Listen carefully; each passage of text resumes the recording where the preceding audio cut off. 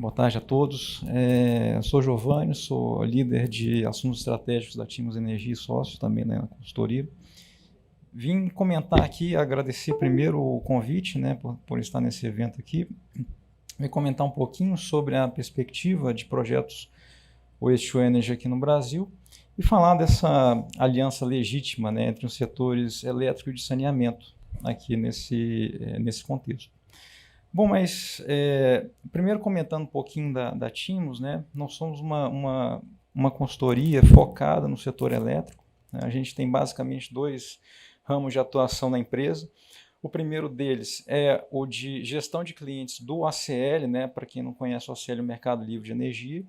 E o outro ramo é o de consultoria. Dentro do ramo de consultoria, a gente também tem alguns pilares que a gente trabalha com transactions em M&As, né, inteligência setorial e análises regulatórias também para o setor, projeções de mercado, né, isso envolve projeção de preço, preço spot, preço de energia no curto e médio prazo também, estruturação financeira de projetos, né, então a gente também auxilia muitos investidores, principalmente investidores externos, quando vem aqui querer investir no Brasil, e temos também uma área de novos negócios. Tá? Então, basicamente, essa aqui é a atuação da Timos Energia.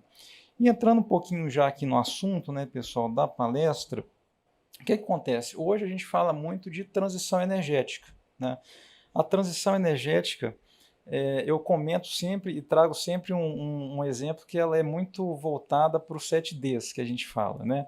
Primeiro, ela precisa ser uma transição diversificada, ou seja, com a questão de todas as fontes poderem fazer parte, né, desse movimento, digitalizada, né, ou seja, processos de digitalização e internet das coisas vão estar presentes cada vez mais no dia a dia, né, dos setores. A descarbonização também, sem dúvida alguma, fundamental a gente fazer esse movimento de reduzir o uso de fontes fósseis para fontes renováveis, né, ou que tenham uma baixa pegada de carbono, descentralizada, né, ou seja, a gente vê muito hoje exemplo de geração distribuída, né? Ou seja, instalar aquele painel em cima do nosso telhado em casa. Né? Tem um outro D também que eu coloco, que é um D de disruptivo, ou seja, são novos modelos de negócio que precisam estar presentes para essa transição poder acontecer. Democratizado também, né? Colocando o aspecto social, ambiental e das fontes energéticas. E, logicamente, a gente precisa de um desenho de mercado que seja compatível para que essa transição ela seja, de fato, efetiva e que os custos e receitas sejam alocados de forma equitativa para os participantes. E, logicamente, essa transição ela vai ser focada no consumidor, né? Seja com novas tecnologias, né? Aqui eu trago o exemplo do armazenamento, tecnologias de negócios B2B, créditos de carbono também, a blockchain, né, como eu falei na questão da digitalização, que vai ser importante também, os recursos energéticos distribuídos, e aí eu falo não só de armazenamento, como de sistemas de geração distribuído, e o carro elétrico e novas tecnologias. Né? E dentro de novas tecnologias, a gente coloca também o Waste to Energy. Né? Os projetos Waste to Energy são importantes para essa transição energética. E aí, nesse sentido, os projetos que envolvem, né, o RSU, eles reúnem vários aspectos nesses pontos. Né? A gente fala de saneamento, né, a gente já viu várias palestras aqui comentando dos benefícios de saneamento, tem a questão social também que está incluída juntamente nesse segmento. A questão ambiental, sem dúvida alguma, né, você consegue ali ter um controle de emissões ali mais apurado com relação a isso.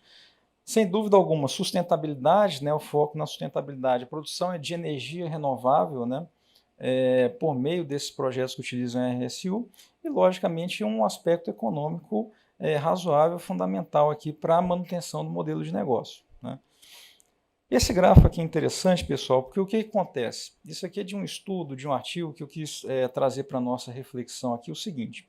A gente vê basicamente nas regiões asiáticas, principalmente, né, leste asiático e pacífico, e também na região do sul asiático, né, uma alta taxa, aqui é um gráfico comparando 2012 com 2025, tá? Então aqui você tem a população urbana, né, no gráfico da esquerda e esses gráficos de barra representando isso, né, e a geração de resíduos sólidos per capita. Né? O que acontece? No leste asiático, que esse primeiro ponto aqui que a gente está vendo, o EAP, que é o Eastern Asia and Pacific Region, você vai ter uma quantidade, né, de população, um rate de população muito maior, muito menor, aliás, desculpa, do que a questão de geração de resíduos sólidos urbanos, né? Ou seja, essas áreas vão ser altamente povoadas, né? Colocando ali a parte de urbanização ali, sendo colocadas ali. E aí você tem essa geração de resíduos sólidos também com uma questão muito forte, né? Tanto no leste asiático, quanto também no sul asiático, né? Que é esse outro, é o terceiro gráfico que a gente vê ali, o SAR, né? A região do SAR. Então, esses dois comparativos, né? Da taxa que a população urbana vai crescer nessas regiões vis-à-vis a taxa que a geração de resíduos sólidos vai crescer nessas regiões, essa taxa de resíduos sólidos vai crescer muito mais. Né? E também a gente vê isso na questão das regiões da América Latina, que é o LCR, que está descrito ali. Ou seja, a gente vai ter uma taxa um pouco menor, né, relativamente menor comparada com a questão asiática, mas a taxa de produção de geração de resíduos sólidos per capita vai ser muito maior, justamente pelo fato de que se você tem um maior poder aquisitivo da população, ela vai, obviamente, gerar mais resíduos sólidos. Né? Então, esse gráfico eu trouxe aqui para a nossa reflexão de um artigo bastante recente, inclusive. E aí, no Brasil, né, pessoal, a gente tem que 48% da população reside em regiões metropolitanas, né? E a gente tem nessas regiões, né, um potencial de aproveitamento de 97 mil toneladas por dia via projetos de Waste to Energy. Né? A gente tem ali as regiões metropolitanas ali de Rio e São Paulo ali sendo as maiores concentradoras, mas logicamente a gente tem esse potencial de 97 mil toneladas por dia de RSU via dado T para essas regiões. Né? E aí essas regiões, né, elas produzem, elas têm a capacidade de produzir aproximadamente 40 mil gigawatts-hora ano, né, de energia, ou seja, é basicamente 70% do consumo da cidade de São Paulo. É muita energia, né, pessoal? Então, é um potencial bastante interessante que nós temos que aproveitar. Né? Então, é bastante importante nesse sentido.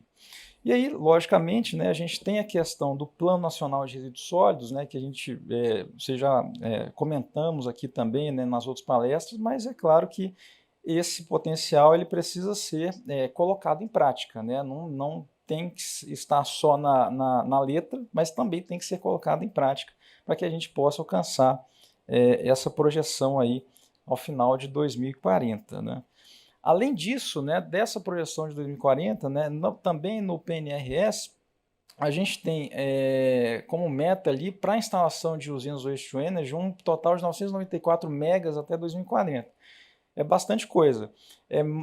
Hoje, para a gente ter uma ideia, a gente tem uma matriz instalada de 190 gigas aproximadamente. Né? Ou seja, é um ponto que ele é tangencial ao setor elétrico, né, os 994 megas, mas que ele, com certeza, ele tem um potencial muito maior de auxiliar na questão do saneamento. Né? Então, esse é um ponto. Ele não é que a gente coloque a energia do Waste to Energy como principal para a matriz elétrica, mas ela também traz o benefício de você ter melhores qualidades de vida e dar uma qualidade de vida melhor para a sua população. Né?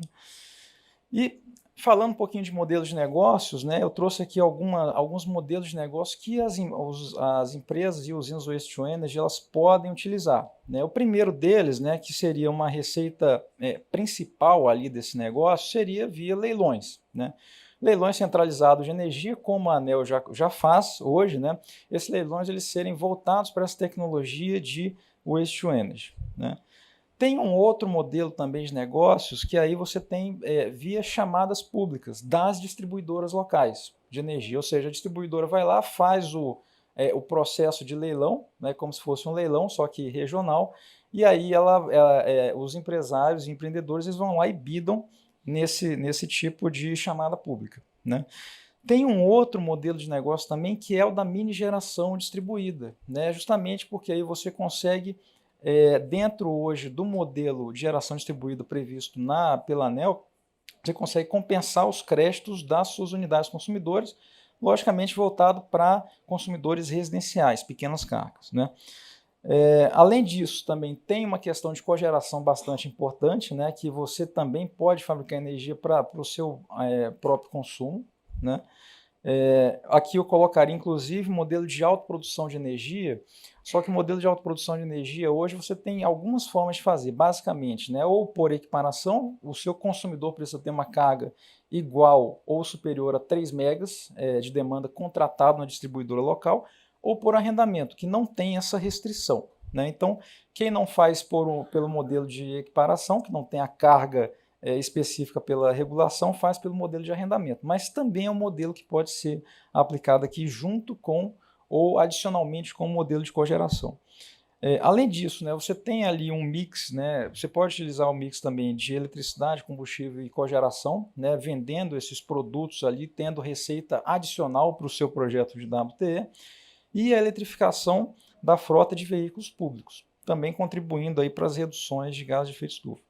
E como receita secundária, né, você também pode colocar isso como crédito de carbono, né, obviamente, e a precificação das externalidades, aí depende de um arcabouço, um framework regulatório que precisa ser estabelecido melhor, mas você também poderia colocar isso dentro desse framework regulatório, né? Logicamente, a estruturação do plano de negócio é um ponto fundamental para os projetos de Waste to Energy, né? Não é só você colocar ou adicionar apenas o custo da energia, porque aí o custo obviamente, vai ser caro, né? CAPEX e OPEX ali são elevados. Então, o projeto Waste to Energy ele precisa também trazer outros pontos de receita adicional para o seu fluxo de caixa, né? Por exemplo, a receita das sucatas, né? Também as receitas das prefeituras, as receitas dos créditos de carbono também. Então, todas essas receitas vão se compondo num fluxo de caixa para que você torne o projeto mais rentável possível, mais otimizado possível do ponto de vista financeiro, né? E aí você tem algumas opções para você fazer isso, né? Primeiro, né, você tem ali, passando alguns quadrados aqui rapidamente, né, você poderia ter, né, redução dos encargos sociais, né, isenção dos impostos de importação para máquinas e equipamentos também, facilidades na redução de impostos de importação, né, por exemplo, o IPI, né, além disso, você poderia fazer também um adicional na sua receita do projeto, que seriam PPPs, né? Então, essas adicionalidades vão compondo o fluxo de caixa do projeto de WTE, né? E aí, falando um pouquinho, né, das usinas e dos exemplos que a gente tem aqui no Brasil, né, esse ativo, né, da URE Barueri, ele sagrou-se vencedor no primeiro leilão que teve em 2021 e nesse também do ano passado, de 2022, que foi centralizado, um mecanismo centralizado de contratação de energia. Então esse ativo ele conseguiu vender nesses 2 leilões, tá, que teve. Vender um pouco de garantia física. Mas para os projetos de 2022 que a gente teve no A-5, ou seja, com entrega de energia 5 anos para frente, 10 projetos cadastrados na EPE, que é a Empresa de Pesquisa Energética, e no A-6, 9 projetos cadastrados também. Ou seja, existem projetos, né? E o mecanismo de leilão, né, logicamente, quem define a quantidade de potência que vai ser colocado no leilão é o governo. Então, o governo ali ele tem uma discricionalidade para colocar isso, mas já é um bom ponto aqui para esses projetos de WTE, né?